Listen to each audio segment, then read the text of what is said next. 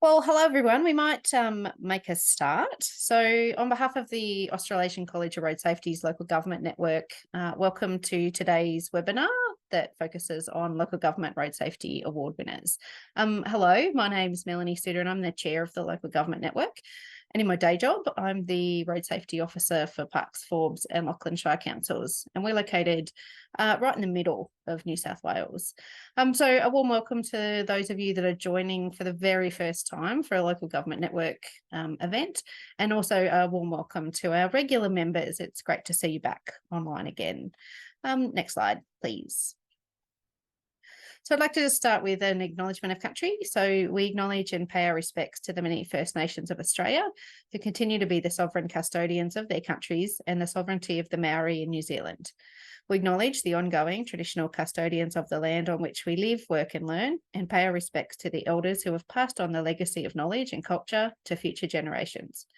May the sharing of knowledge through Matarunga Maori and Aboriginal and Torres Strait Islander ways of knowing, being and doing guide you with wisdom and courage as it enhances our collective futures. Next slide, please. So I just wanted to start with a really quick overview of what the local government network is, if this is your first interaction with us. So we are all members of the Australasian College of Road Safety, and our members either work directly for local governments across Australia and New Zealand, or they work for organisations that work with local government. And as members of the college, we're all united in our, united goal of reducing road trauma. And we predominantly are looking at it through that local government lens. We run a monthly event. We've been running for 12 months this month. We're all about, like today's webinar, celebrating success. We like to share stories about what's worked and what hasn't worked, collaborating on our ideas, seeking help for issues we're experiencing, and just connecting with those other practitioners. So we run a series of webinars like today. We run deep dive roundtable meetings where our members can go into breakout rooms and brainstorm about issues. And then we have my personal favourite meeting is the open mic sessions where members can ask for help from the other members that have dialed in. So if you're not currently a member of the college, please join and please opt in to be part of the local government network. And if you're a member of the college and you haven't opted in, please opt in to be a member of the local government network. We'd love to have you on board sharing your success and stories with us. Next slide, please. So a bit of housekeeping about how today is going to run. So we've got 60 minutes scheduled for the webinar. It is being recorded and we will email you out a link to the recording to everybody that's registered for today. We've got 4 speakers and we'll be holding questions until the very end of the last speaker. And then we'll have a 15-minute Q&A panel. Next slide, please. So to ask a question, like other webinars, if you just go to the bottom of your screen and use the Q&A button, that's where we'd like you to put your question to our speakers. And if you've got more of just a general comment, that's for the chat. We'll be keeping our eye on both the chat and the Q&A as we go. I'll do my very best to get through as many of your questions when we get to that panel discussion at the end. If we don't, because we get inundated with questions, each of our speakers are happy for you to contact them. So once they finish speaking, they will pop their email addresses into the chat. So please feel free to reach out to them after the webinar if you've still got questions or we didn't get to your question. Next slide, please. So let's get started. So welcome to our 4 presenters today who are going to share with us their local government road safety award-winning project. So we're heading out to New Zealand, to Victoria, to Western Australia and to New South Wales. And what I can tell you is that these 4 projects are extremely different. But what they do have in common, other than the fact that they've all won an award, is that they are local solutions to their local problems. They're innovative. They show leadership and they all have great collaboration and engagement and communication. And I think the real take home for all of you on the line is that the projects are transportable or transferable to your jurisdiction. So congratulations to all of our speakers and thank you so much on behalf of our members for sharing your time with us this afternoon and talking to us about your award-winning projects. So let's get into it. Next slide, please. So first up, we've got Robin Denton. Robin is the Network and Systems Operation Manager at Hamilton City Council in New Zealand. And congratulations, they raised safety platform and upgrade to the signalised intersection of Anglesea Street and Bryce Street in Hamilton was the winner of the Safety and Leadership Award, which was presented in 2021. So congratulations, Robin, and I will hand the microphone over to you. Thank you very much, Mel. And next, please. So today I'm going to be talking to you about the Anglesea-Bryce intersection, but just wanted to note and reference back to a award that we got also in 2019 for raised safety platforms at Thomas Gordonton intersection, which I will reference back to throughout my presentation. Next, please. The Thomas Gordonton intersection was one of the first in New Zealand to have raised safety platforms put in place. This was a T intersection, semi-rural, and we put traffic signals and the raised safety platforms in place and had some great results. Next, please. With quite a dramatic reduction in crashes as a result of putting that work in, and based on the learnings that we had from that piece of work, we were then able to go in and tackle the intersection that I'm going to talk to you about today. Next, please.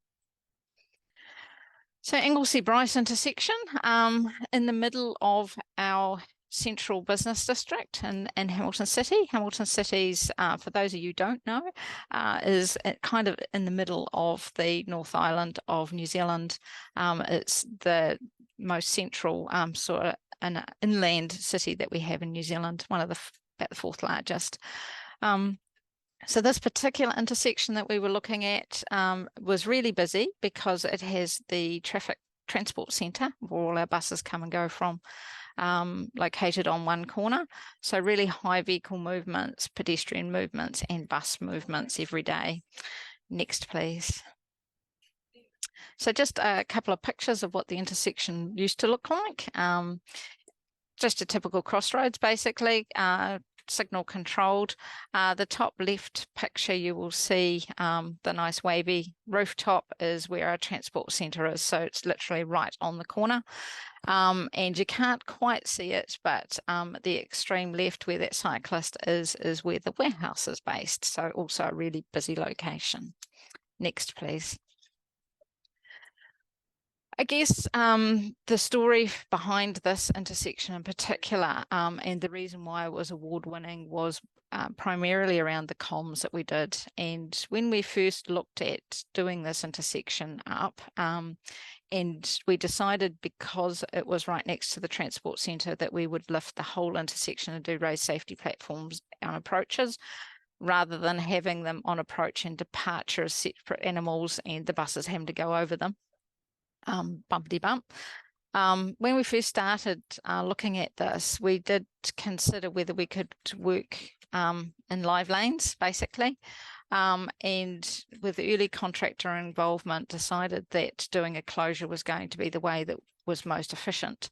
But obviously, from a business perspective, there was real concerns about that, and the picture images on the left was the headlines that basically got out there, and it was concerns from the business owner about the loss of trade that they would have, because obviously for them, cars are really important. The closure we had in place, and on the right is an example of one of the posters that we put around all the businesses in the area and had on social media and that sort of thing.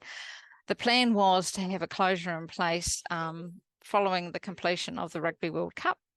No, it was the Sevens, sorry, in town, and to have a closure in place for 3 weeks, and then to have works for probably up to about another month that was going to be in a more live situation, but the aim was to get the worst of the work done in that 3-week closure. Next. So we did a lot of work, and the communications really started about 3 months out, where we had meetings with businesses. We went and talked to them. We had presentations here at Councilwood because this intersection is quite close to our main office. all prior to the work starting, and then throughout the actual works progressing, we had various advertising in place. That was mainly to let people know that those businesses were still open, and that people could still come and go. Notices in local Chinese newspaper. We had quite a few Chinese businesses around the area that we wanted to get to. The Facebook posts were put out on a weekly basis, and gave people a really good update of the work that we were doing, how we were progressing, and explained the benefits of that full closure versus trying to work in a more live environment. We did keep the intersection open for cyclists and pedestrians could move around the intersection. We had to do some site access coordination at various times. Having the warehouse next door, they had a loading dock that they needed to come and go into, but managed to coordinate that with our other deliveries to the site for the various bits and pieces they were doing, and did all of this with no compensation to the businesses for loss of trade. And actually there was no loss of trade as a result of the approach that we used. Next, please. The really great news for this particular project was that within the 3 weeks, as a result of the really great work that we had done by the contractor, and this was a really, the weather was great. It was really hot for New Zealand. We had basically the success of delivering the project within the 3-week closure, and upon opening, we were basically finished. So we didn't need that extra 4 weeks for doing that tidy up work. And it was a result of lots of people doing some really cool work. Our project manager, she was a real trooper. She would be down there quite often in the middle of the day. She'd go and buy ice blocks and ice creams and that sort of thing for the troops.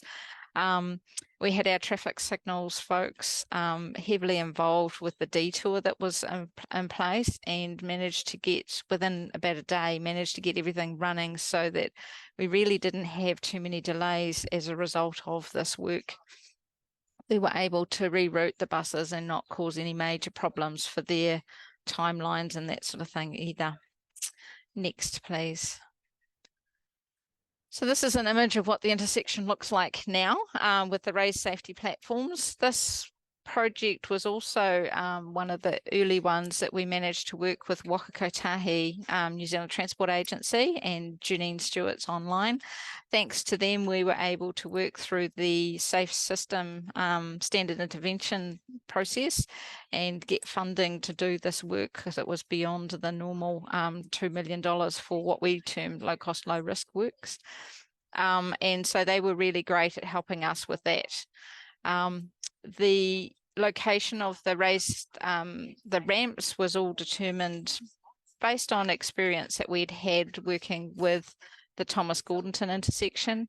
We'd done a whole lot of modelling there of the impact of the ramps and the effect that they were going to have on turning vehicles, particularly the heavy motor vehicles and buses.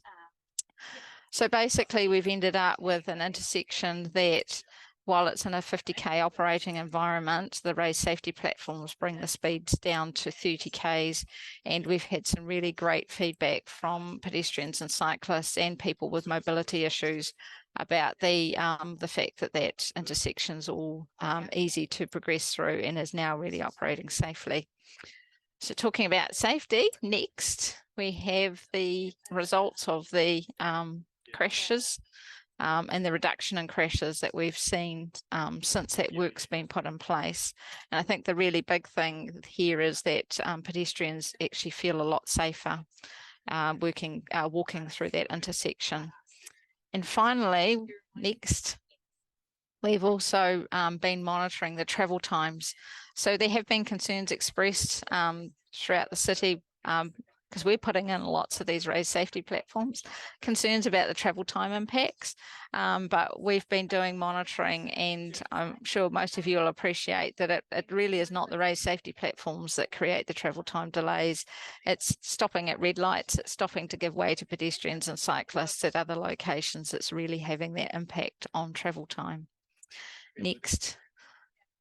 And so that was the award-winning project. It was a really exciting one and has given us confidence to go forth. They are my contact details, but as Mel said, I'll also pop my email into the chat. So if anyone likes to contact us, they can also. Thanks, Mel.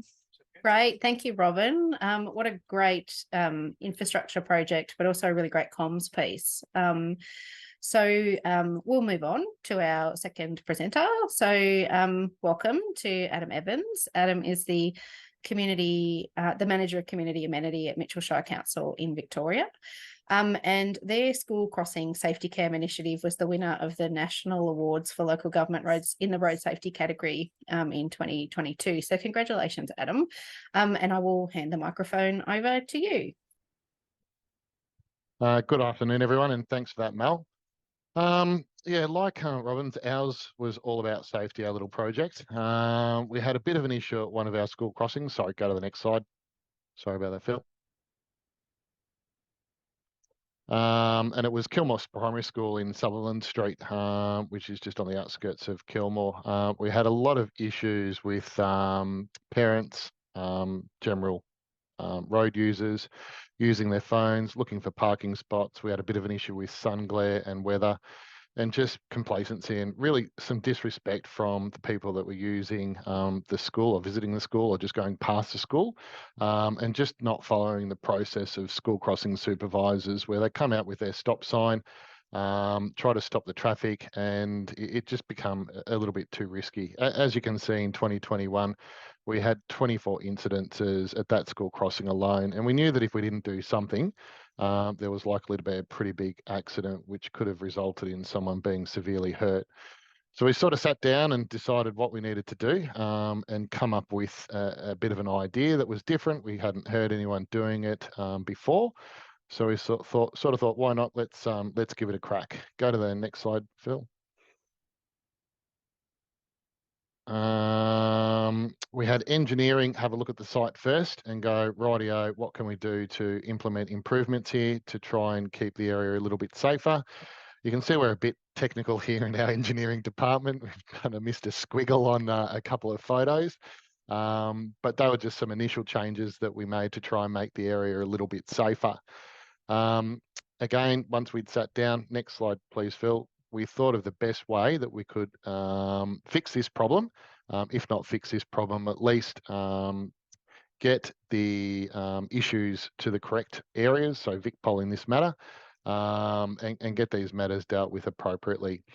So what we tried is, within my local laws team, we just implemented body-worn cameras, and we had a look at that and decided we'd give that a go. We had a number of issues with that. We couldn't see the traffic coming from both sides. When the school crossing supervisor was walking out, it was very jiggly, and technical word, of course, and we couldn't really get some good footage that would provide us with the evidence or information that we needed to be able to take that next step. So we've got people, like I said, driving through the school crossing on their phones, just really not looking out for anyone, only about their own concern or what they were doing at that point in time. So we gave that a bit of a go. It didn't work terribly well. So we thought of other ways we could get some really good footage and to try and make this area a little bit safer. Next slide, mate. And we came up with this idea. So we decided not putting the body-worn cameras on the school crossing supervisors themselves, but actually attaching them to the school crossing poles that sit at the entry and exit to each of the school crossings. As you know, they're pretty formatted across Victoria. They sort of all look the same. We also put some signage out just to make everyone aware that safety cams were in place. And yeah, just be noticed. Focus on what you're doing. Don't focus on your phones or where you're going to park. Really focus on safety around our school crossing zones. The brackets we got made at Men's Shed, which is a not-for-profit organisation in Victoria. So they came up with a bracket design. The body-worn cameras are pretty much what most local laws officers in Victoria have gone. I'm pretty sure that's the same across Australia. And we decided we'd put these on the school crossing poles themselves and see how we went with this. Next slide, mate. And this is the footage that we got. So as you can see, entry and exit, we've got one on each pole. So looking at vehicles coming in and exiting. So one camera at each side of the school crossing. And we worked out that the footage was absolutely perfect and exactly what we were after. And it's really about making sure that people are focused when they're around our school zones. We contacted the schools prior to initiating this project. 100%, they were all coming out saying, yes, we need this, we want this. Whilst I say Sutherland Street was our worst, it was in regard to reported incidences, but most of our school crossings here in Mitchell Shire, whilst they weren't as bad, they all had the same issues. And we've got a real bad one down in Wallen at the moment. It's on a main freeway. It's quite hectic, and we have drive-throughs with that school crossing nearly every day. So after 100% support from schools within our municipality, yes, we're on board with this. We'll support you any way we can. We got it in school newsletters. We got it in the newspaper, as you'll see in the last slide. And we really communicated this as best we could with anyone that was around school zones that this was in place, and just make sure you're careful around our school zones. With this footage, we've been able to forward all of the information through to VicPol. It is secure. The school crossing supervisor pretty much charges the little body-worn camera every night. They put it on the poles at the school crossing every morning and every afternoon when they're setting up. All they do is push record. It's on a constant loop. And when they have an incident at their school crossing, they fill in an incident report. We go out to the school crossing supervisor's house. We download the footage because they can't do that. It's got a lock on it. So they can't download any of the footage. It's only accessible to a number of officers within my team and certainly the HR department. So it's really worked quite well. We've caught a number of people driving through, a number of people on mobile phones, unfortunately a couple of domestics out the front of schools. All that information has been put through to VicPol, and they've been able to either talk or issue infringements to those offenders. We also find, which we didn't really think about when we were putting this project into play, it really helps us to manage the school crossing supervisors. That wasn't the intent, but it certainly assists with that. And we can really talk to the school crossing supervisors about the best way to manage their school crossing, making sure that they don't go out there when there's just one car coming through or we've just got one student coming across.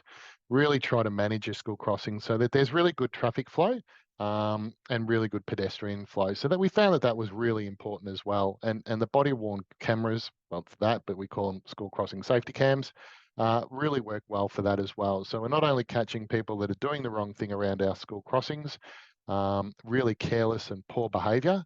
We're also being able to assist our school crossing supervisors be amazing, be the best that they possibly can be at their job, because they all love it. They love being school crossing supervisors. Next slide, please, mate. This is just before and after shots where we've put the dragon teeth in. We've made some improvements to the school crossings to try and just make it a little bit safer. You can see this one's not as technical with our Mr. Squiggle on it, so a little bit better with these two photos. But we just tried to do this as well as the Safety Cam initiative to just make these areas, or this area in particular, a little bit safer. Next slide. This is just the news coverage that we got, just making our community aware that this was an initiative. It was a project that we're implementing at a number of our schools across Mitchell Shire, and we've had nothing but success. We've had a lot of councils call us about this initiative. I'm not sure whether anyone's adopted it yet, but geez, it's worked really, really well. And it's not only there to protect our school crossing supervisors, but also children and parents and guardians alike that use our school crossings. And just making sure that those vehicle drivers are doing the right thing. And when they're not, they're held to account so that they remember that next time they're in a school zone. And again, getting back to just helps us with our school crossing supervisors to make them the best that they possibly can be at their job, which is always a positive for everybody. And a project really as simple as that, a couple of $100 for the body-worn cameras, $50 for the brackets, and a little bit of time. That's all this project took. We were pretty happy with the way it panned out. Very excited. I think that's the last slide, and I think I'm done. I'll put my email in there for anyone that is interested in it. Awesome. Thank you, Adam. Yeah, such a simple solution really to a problem that we're probably all having in our jurisdictions. So congratulations. So yes, Adam will pop his email address in the chat if you want to chase up any additional questions. Just a reminder, if you do have questions for our panel a bit later on, to whack them into the Q&A bit. I can see a couple that are sitting there now, which is great. But we'll just keep moving. So our next presenter is Owen Clark, who's here on behalf of the City of Canning Council in Western Australia. So their speed zones on local street survey was the winner of this year's, and it was just very recently announced, the Western Australian Local Government Road Safety Award in the Safe System Approach Complementary Initiatives Urban category. So congratulations, Owen, and I will hand the microphone over to you. Thanks, Mel. Yeah, thanks everyone. So I have to mention, I no longer work with the City of Canning, so all these views are my own, but I was heavily involved in this project, which is a great project. All right, next slide. Thanks, Phil. So a bit about the City of Canning. So we're over here in Perth in Western Australia, located approximately 10 kilometres from the Perth CBD, and has a resident population around 99,000 people. Next slide. One of the key attractions of City of Canning is the Canning River, or the Jalgaro Belia, as you say, Noongar, which snakes through the city, and it has lots of walking, cycling paths. Really a great attraction for the city. All right, next slide. So to talk about this project, how it initiated, on the left is a big wall of text, which what our council requested in its notice of motion, but essentially what they asked for is for us to do community engagement, analyse the existing road safety performance of our network, and research the latest industry trends to basically come up with a better solution for how we manage road safety in the City of Canning. Next slide. So our community engagement objectives, although we have to note that the city has no legal powers to lower the speed limit, so that's the responsibility of Main Roads WA. However, it was our responsibility to understand the community's views and represent the community's views towards how we approach speed management. All right, next slide. So how do we engage? So we engaged with a lot of attendance at city events where we had food trucks and things like that. We had iPads and we had the survey up and helped people fill out the survey. We extensive use of the city's Your Say platform, which had the survey on it, a whole bunch of social media, and we also had a specific use survey to try and target the younger people in our community. I was trying to look at people that don't drive to see their points of view. And in that image there is myself with the traffic cone on my head and the traffic lights dressed up as.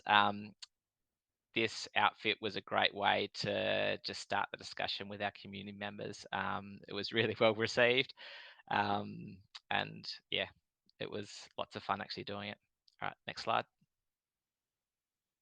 So we were really successful in terms of how we normally engage with people. Engaged lots of people across multiple suburbs in our city. The consultation ended up reaching over 85,000 people, which is about 90% of the City of Canning's population, which was yeah, really good. All right, next slide.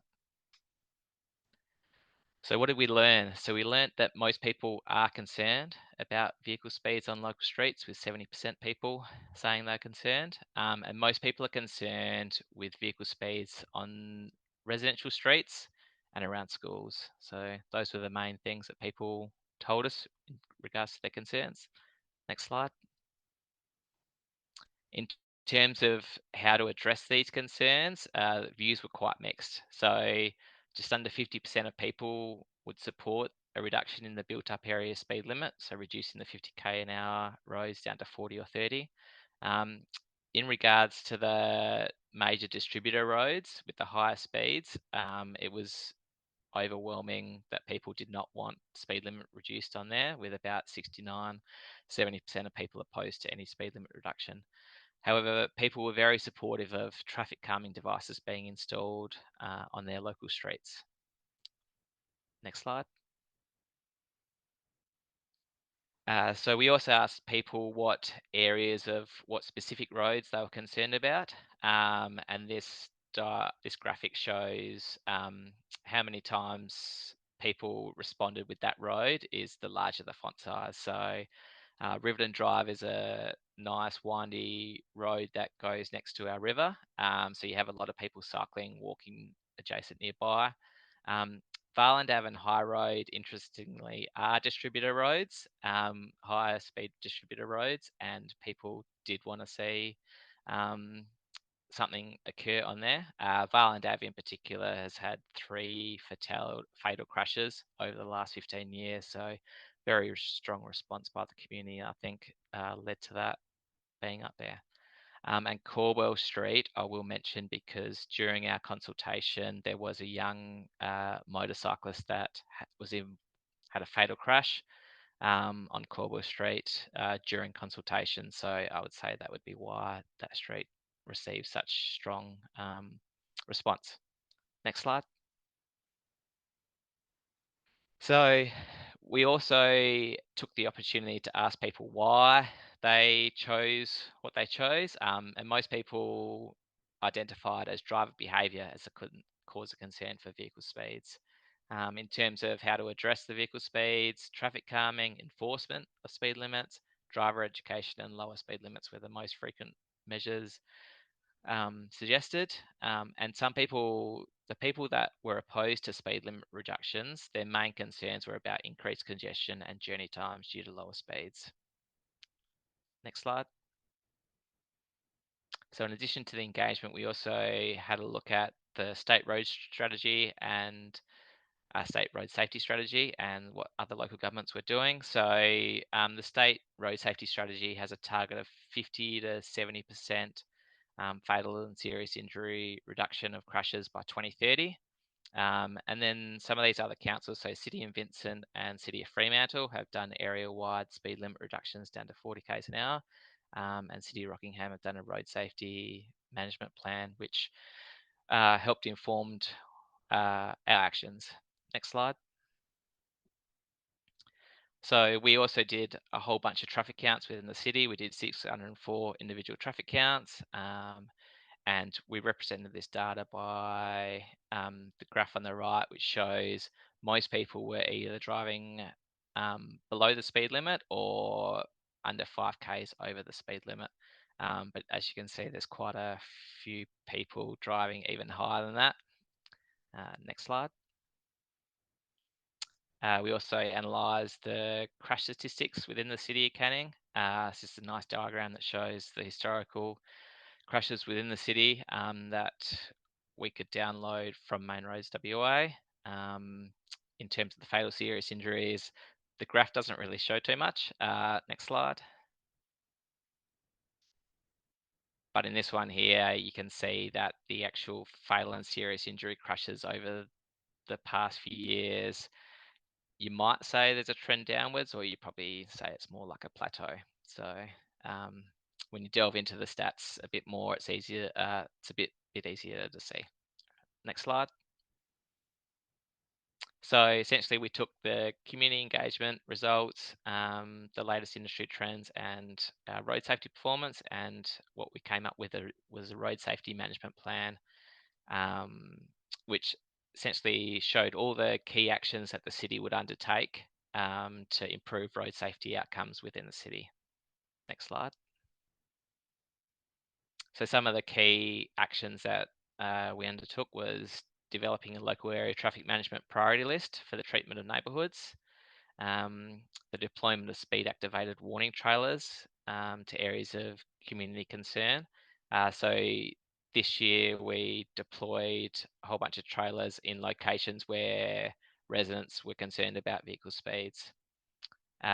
Also support schools in applying for traffic warden control crossings, and work with Main Roads to deliver urban road safety program, which is essentially a bunch of traffic calming devices on an area-wide basis, and ongoing speed limit reviews in high crash locations. So I will mention that Varland Ave which was highlighted as an area of concern. Used to have a speed limit of 70 kilometres an hour, and I think last year we ended up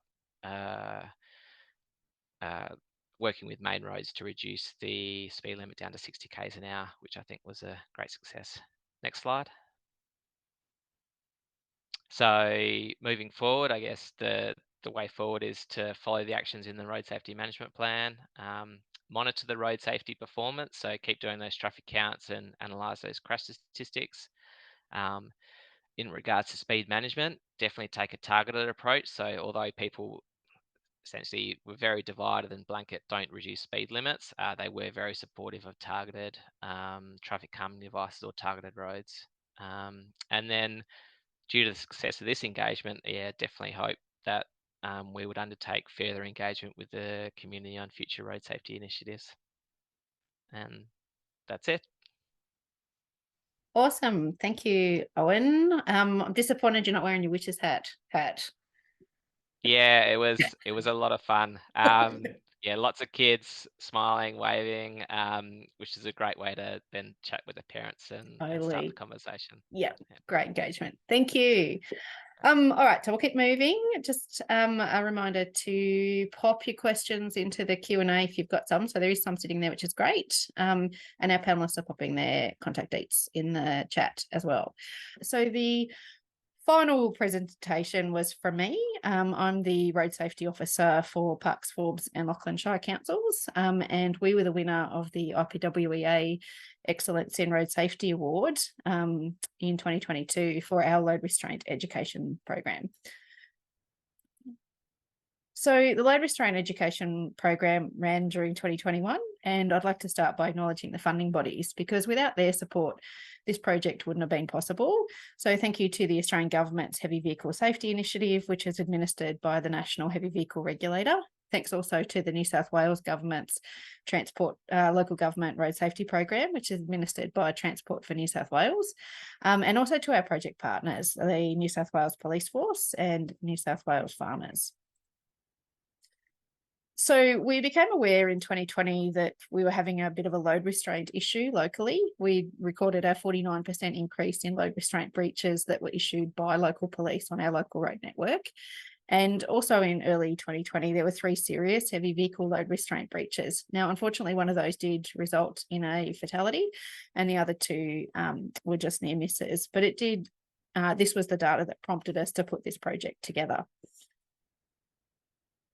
So we had 2 objectives. One was to increase awareness about load restraint fundamentals again amongst our target group, which was the local transport industry and farmers. And the second was to reduce the number of load restraint breaches that were occurring on our local road network. And so to do this, we decided to pick 3 target commodities, and this encompasses the bulk of the loads that are carried across our network. So these included the safe transportation of machinery, hay bales, and also general freight. So the project was developed in line with a safe system approach to road safety, and we really targeted the safer vehicles and safer people pillars. And you can see there the list of strategies, which I'm going to run through now, that ticked off these. So the project was officially launched by our federal member, the Honourable Michael McCormack MP, who at the time was the Deputy Prime Minister. The launch was held on a property on the outskirts of Forbes. We attracted about 40 of our stakeholders. And what was great was that we not only got local media coverage, but also regional and national. So the project kicked off with an online awareness quiz. So we wanted to understand what the baseline data was around load restraint understanding. And then we were going to repeat that same quiz at the end of the project to measure whether there'd been any awareness increases. So there were 7 multiple choice questions. These asked about load restraint fundamentals, and there was a case study question for each of our commodities. People, when they took the quiz, were given immediate feedback about whether their answer was correct or incorrect and why. As an added incentive to get people to take part in the quiz, we did offer $500 worth of load restraint equipment as a prize. And we also added a question to the post quiz following our engagement with the local community. And the question was, where can you get a copy of the load restraint guide from? And you can see the entry numbers there on the screen, and I'll give you the results a little bit later in the presentation. So we developed some how-to videos for each of the target commodities as well. So these referenced the load restraint guide, and our call to action was do it right and do it safely. We had common sense tips on how to do it right and do it safely. We hired a subject matter expert to work with us because we know that load restraint can be quite technical and there are legal loading requirements and performance standards that you have to meet. So the subject matter expert reviewed our storyboards, was present during filming, and reviewed the first edits of the videos. So the videos were uploaded to our YouTube channel. I don't have time to play them for you, but if you wanted to look up Pux's YouTube channel, they'll be there. And we made these, the image you can see on the screen is a business card size card that was put into the load restraint packs, and those QR codes open the videos from the YouTube channel. To dovetail those how-to videos, we also developed fact sheets. So on the screen, you can see the machinery fact sheets. And this highlighted those common sense tips that we were talking about in the video, like checking that your restraint equipment's in good working order, evenly distributing the weight when you load, checking your lashings during the trip, and having a plan in case your load has shifted. You can see the QR code there. That's a link to the electronic version of the load restraint guide. So these fact sheets were put into the load restraint packs that we distributed. We also developed a case studies fact sheet. So we worked with New South Wales Police as well as the Transport for New South Wales Heavy Vehicle Inspectors. And these case studies were for when load restraint fails, and we had one for each of the target commodities. We also, you'll see a photo in a moment, where we also wrote these up into pull-up lines. We used social media quite frenetically throughout the project. There were 6 Facebook pages that we were engaging with. Posting to, we ended up with 311,000 people reached, 5,000 engagements, and an engagement rate of 61%. So we're really happy with that. And this was where the rubber really hit the road. We did a 3-week, 12-location load restraint village tour to take the information directly out to the farming community. We presented all of that load restraint information that I've talked about. You can see the pull-up blinds there in the middle photo. We also had a damaged display board. That's the little white thing underneath the fire extinguisher. And we picked up a couple of extra project partners that came with us and spoke to the farmers as well. And these included New South Wales Rural Fire Service, New South Wales Health's Rural Adversity Mental Health Program, and also Safe Work New South Wales. Now, Safe Work were amazing because they made these eligible encounters, and that meant that all of the farmers that came along were eligible to access the small biz safety rebate, which provides $500 towards buying safety equipment. So we made the point that if your load restraint equipment looked like what was on our damaged display board, go home, chuck it out, apply for your $500 and buy more gear. And I can report that most of our attendees were eligible for the $500 and did use it to buy load restraint equipment. Everybody went home with a load restraint pack. So that's those little white bags that you can see in the photos. That included a copy of the load restraint guide, all the fact sheets, the card to the videos, and other useful information from each of our project partners. We did hang around for about an hour after each of the sessions as well to talk and network with the people that attended. And you can see that in the photo near the car. That's everybody talking to the Transport for New South Wales Heavy Vehicle Inspector. We had about 100 farmers that attended the sessions all up, which was really great. We know that that probably went further because they all took additional packs home to give to their neighbours or to other people that weren't able to attend the sessions. We also distributed an additional 1,100 packs across the 3 council areas, and you can see how they were divvied up there on the screen. So they went out to rural supply stores, we gave them to New South Wales farmers to give to their members, and also to RFS to give to their members locally as well. So results. So I did give you a lot of the outcome results as I've been chatting. In terms of the quiz, so for 5 of the questions, there was no change in awareness from the pre to the post quiz, but we did get small increases in awareness for 2 of the questions. So one related to the most appropriate tie down to use for a tractor, and the other was what you should do if your load of hay has shifted during the trip. We thought this is a good result because these were obviously 2 of our target commodities. In relation to the question about where you can get a load restraint guide from, so 20% of our respondents thought that you could get a copy of it from Services New South Wales. Now, if you're not from New South Wales, Services New South Wales is like the government customer service business where you go to get your license and renew your registration. You can't actually get a copy of the guide from there. It makes sense that that would be a logical place that you could get it, but you can only order them online through the National Transport Commission's website.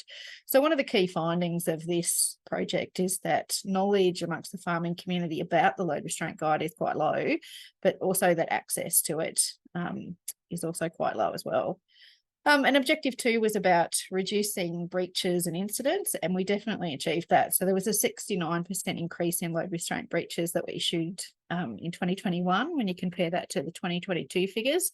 And we had no serious incidents recorded during 2021 either. So where to from here? Each of our councils has hosted a load restraint information session for their staff. It was very similar to the sessions that we ran during the village tour. So it was hosted by our local hire patrol sergeant, and you can see the photo there. So we ran through all of the fundamentals, penalties, load restraint guide, etc. And then we looked at every single fleet vehicle as it left the depot that day. And we've bought a heap of additional load restraint equipment for those vehicles. Transport for New South Wales West Region have followed this project model and are currently working on a similar project, but focusing on light vehicle load restraint, which is great. And we're in discussions with TAFE New South Wales's School of Transportation and Logistics in Dubbo about using some of our collateral during their load restraint modules when they're teaching that. So that's it from me. And now we've made it to the Q&A session. So let me introduce you to the other speakers that we had last week for the webinar. So if I can get you to pop your cameras back on. So let me introduce you to our 4 speakers. So first up, we had Robin Denton. So Robin's from Hamilton City Council in New Zealand, and Robin spoke about the raised pedestrian thresholds at a signalised intersection. Next, we had Adam Evans from Mitchell Shire Council in Victoria. Adam spoke about their school crossing safety cam initiative, where they installed a CCTV camera on the candy cane poles at children's crossings. And our other speaker was Owen on behalf of the City of Canning Council in Western Australia, talking about some community engagement that they undertook in the City of Canning around speed zones and speeding, perceptions of speeding. So thanks, guys. Welcome back for the second half. I have a question that I wanted to put to all of you to start with, which was my question. So what tips do you have for practitioners that are watching this that would like to follow your lead and implement a project similar in their local area? So what were the lessons that you learnt that you'd like people to take away from this? Maybe we could go in speaking order. So Robin, do you want to go first? So a couple of things. One is you can't ever communicate too much, but you can not communicate enough. So getting good comms, early comms out to the community is really important. People will put up with a lot if they know why it's happening and how long it's going to happen and that sort of thing, and they can plan ahead. It's the things that catch them out that really make them grumpy. So yeah, never undercook your comms. And the other thing I'd go for in our case, because it was a construction project, is that early contractor involvement. For our raised safety platforms, we're finding it really important to talk to the guys that are on the spades, potentially working nights and that sort of thing, to explain what we're trying to achieve with the design. So you can spend hours getting your designs drawn up beautifully and they've got so much information on them, but the guys that are working in the middle of the night, or even in the middle of the day in the heat and all the rest of it, they're the ones that actually make the decisions minute by minute as to what the outcome's going to look like. So getting them on board, having those tailgate meetings, that sort of thing, explaining what you're trying to achieve is really vital as well to really get a good product at the end of the day. Yeah, great, thanks. What about you, Adam? Tips and tricks for people that want to replicate your program?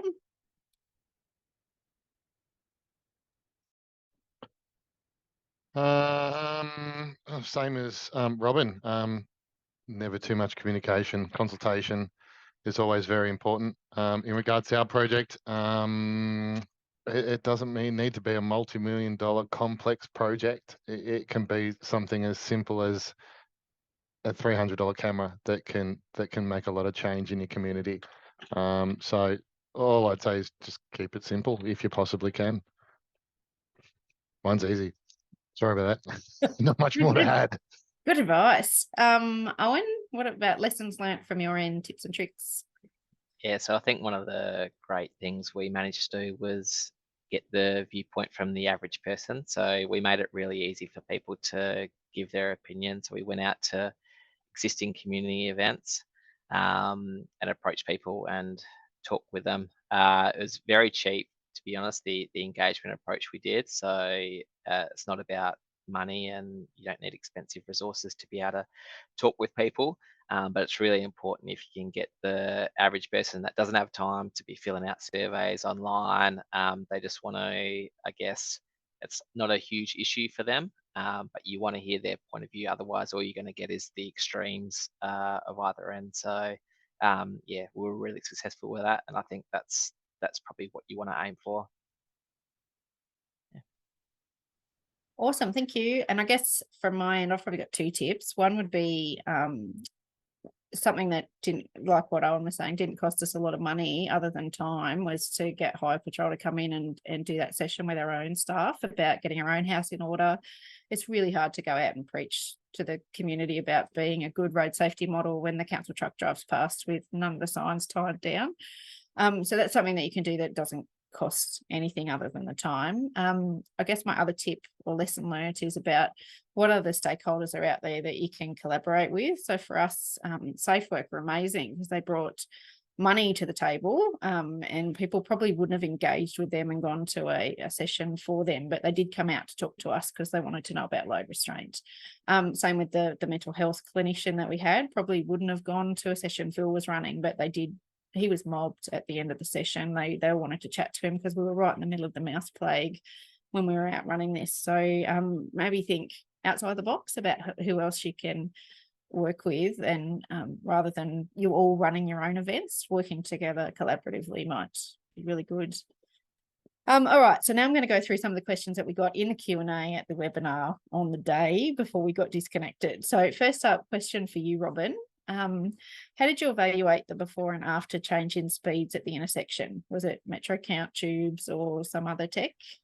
Yeah, so we put in basically pneumatic tubes at the locations where we thought the road safety platforms were going to be, so that we did before and after. We're doing so many of these now that we are looking to get other tech to help us with that, and manage not only speeds, but we're looking at volumes and general behaviour as to how people approach them, the braking and that sort of thing as well. So we're trying to get slightly more techie, as much as anything, because of the health and safety issues of people, having to put tubes across roads and that sort of thing. It's becoming harder and harder to do that safely. So yeah, that was what we had done.